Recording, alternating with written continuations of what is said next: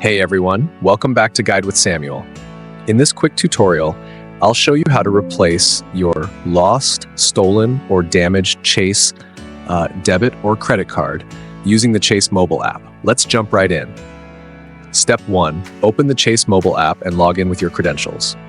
Step 2, tap on the account linked to the card you want to replace, either checking for debit or credit for your Chase card. Step 3, scroll down and tap Replace a Card.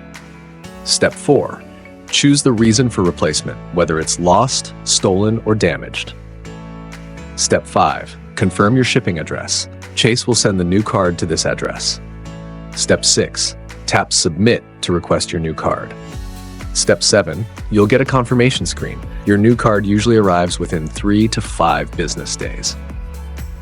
Important tip, if your card was lost or stolen, Chase will automatically deactivate the old one to protect your account.